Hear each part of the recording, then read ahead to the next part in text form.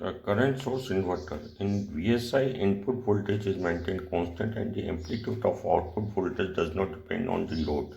Whereas in CSI, input current is constant but adjustable.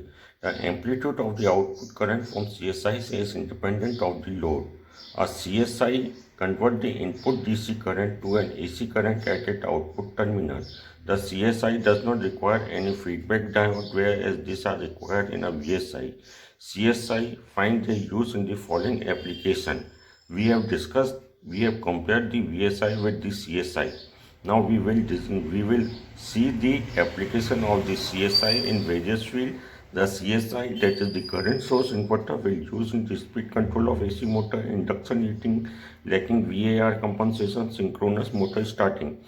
The single phase current source inverter with ideal switches. The circuit diagram is shown in the figure. It consists of the inductor, 4 diode, and the load is connected across the thyristor T3 and T2.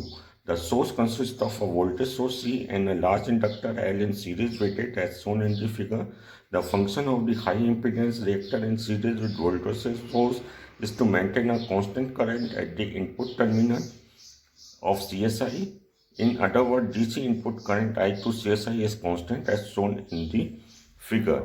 In figure A, when T1, T2 are on, load current I0 is positive and equal to I.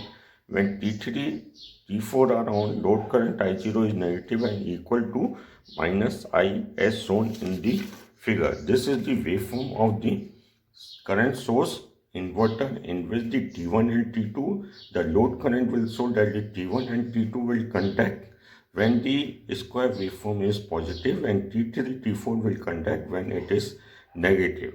It is seen from the figure that the output current I0 is a square wave of amplitude equal to the DC current I.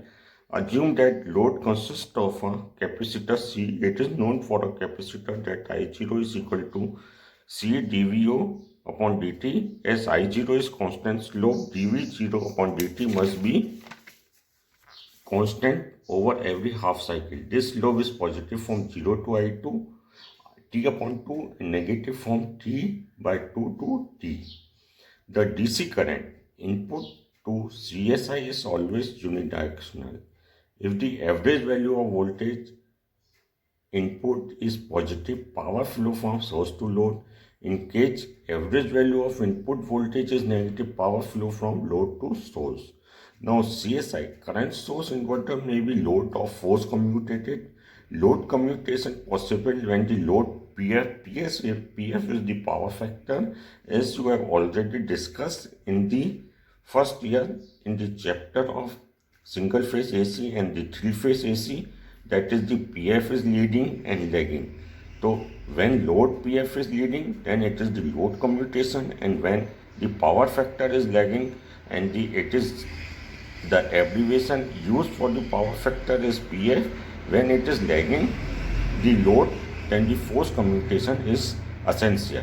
Now in the next lecture we will discuss the single phase capacitor commutated CSI with RL load and the single phase auto Switchnal commutated inverter. In the short form, it can be written as single phase A